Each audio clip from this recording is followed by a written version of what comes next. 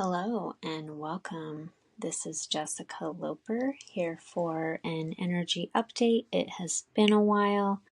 I will probably be putting out weekly videos and have an update for you weekly. Most of the time, it will be on Sunday or Monday. So at the time I'm recording this, it is Tuesday, September 2nd. So I wanted to talk about the week ahead, what we have coming up. So we have a full moon eclipse on Sunday. That's the 7th. Okay, so it's a blood moon in Pisces, and we are entering eclipse portal. So you may be feeling some of the pre-energy leading up to that. I would definitely recommend taking some time to think about an intention or what you would like to change in your life. And oftentimes that means, like, what do you need to change? Right? So kind of taking a step back to that self-responsibility. I also feel like there's a lot of energy coming up. Like, if you're watching this, you're probably someone that is going to need to really do your best to be in that space of patience and timing. So really filling into what you can change, maybe just those like daily habits or some kind of action step that you've been procrastinating. A conversation that needs to be had, something like that, something that you can control, right, is probably what you need to change. The rest, the big stuff, it's going to be a time of patience. Patience, time, faith, trust, okay? All right, so, and I've also want to mention, like, I have heard people in the past, say, eclipse season, eclipse portals are not really a good time for intentions because the energy is so intense.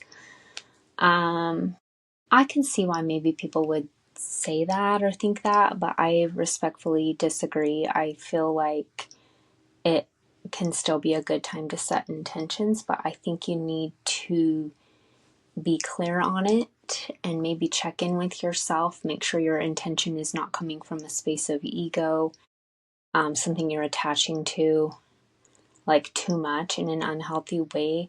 I think if you come back to your soul path, your inner guidance, and set your intentions from a place of just aligning with your path, I absolutely think eclipses can be a good time for intentions. I think it's just good to be clear.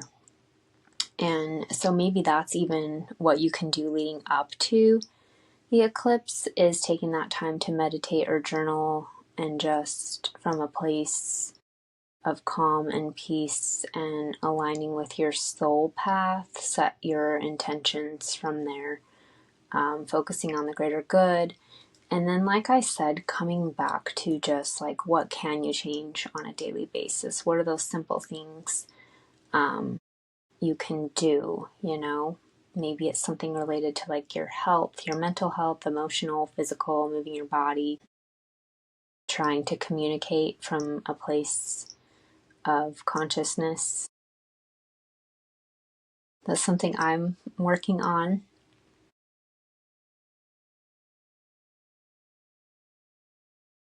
Good week for that. Let's do that. Let's do that before the 7th. Take some time, meditate, journal, write out some intentions. And, if there's things that you have been wanting to do on a daily basis, changing your habits, do them. Do it. Start now. So eclipse season is a great time for change and transformation. This particular eclipse on the 7th is really about just clearing things up and releasing so that you can move forward. It may be good to just pay attention to what is evolving or releasing For many of you, it is an old story that you just need to let go of. Like you're attaching to this old story and it's time to just let it go. Now allow things to align for you. Sometimes we're just getting in our own way because of these old stories, this like who you used to be. You are not who you used to be anymore. So let yourself be the new you, you know? I think that's going to be a common theme.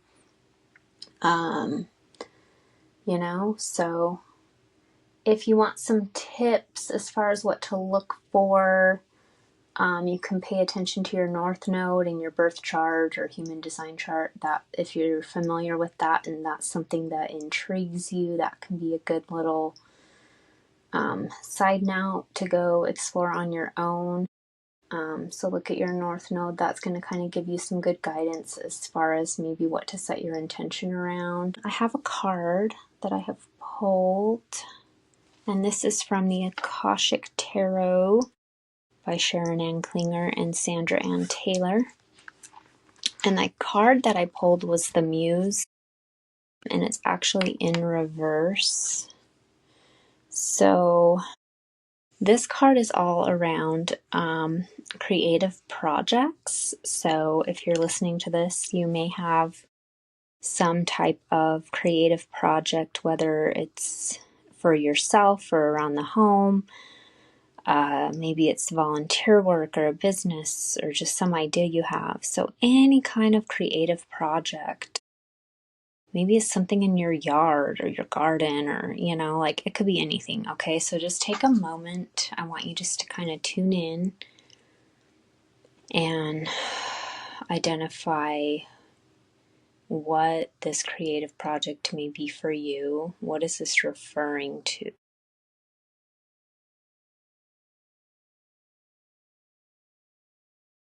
And if nothing comes to you, just keep an open mind the next couple days and see what comes to you.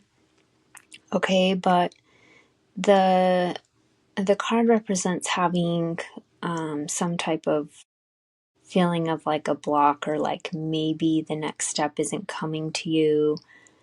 Or maybe it's even just your mind making up excuses like, oh, it's not the right time to do this. Or maybe you're feeling discouraged, anything like that. Or maybe you just don't even know what the project is yet. All right. Or like, what am I supposed to be doing? Like, I know I'm supposed to be doing something or creating something, but I don't even know what it is. Like, it could be that too. Okay. So this card is just letting you know to keep going. Don't give up on your dreams or creating something. And if you're feeling like a setback or some kind of block, or like it's just not moving fast enough, it's letting you know like it's okay to be in that space. It doesn't mean it's not for you. It's just requiring some patience. And like I said, I think that's going to be a common theme. If you're someone watching this, a common theme for you, like over the next couple months, like I would say the next 6 to 8 weeks is really going to be, can you be patient? Can you trust the timing?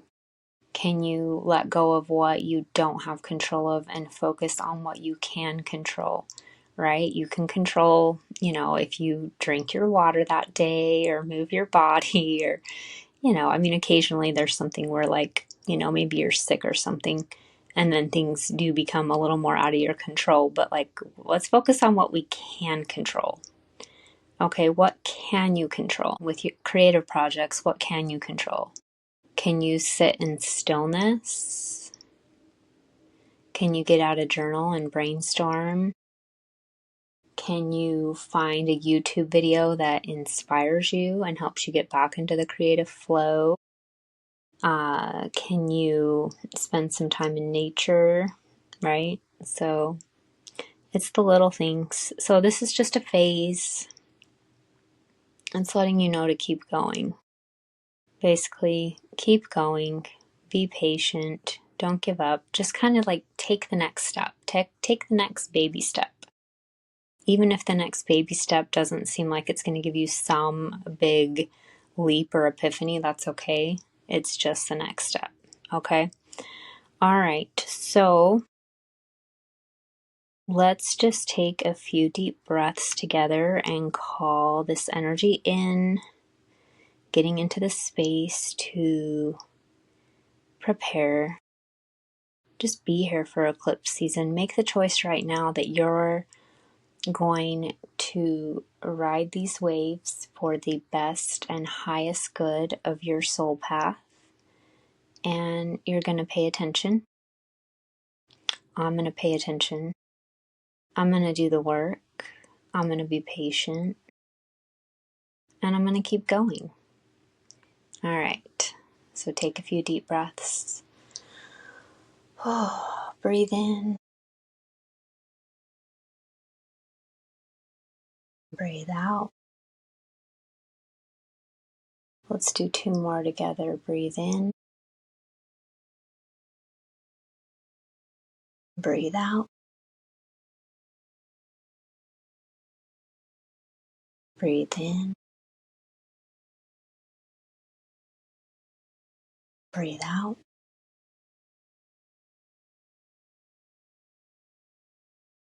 If you're feeling inspired to, you're welcome to comment and let me know what's come up for you. What intention are you setting?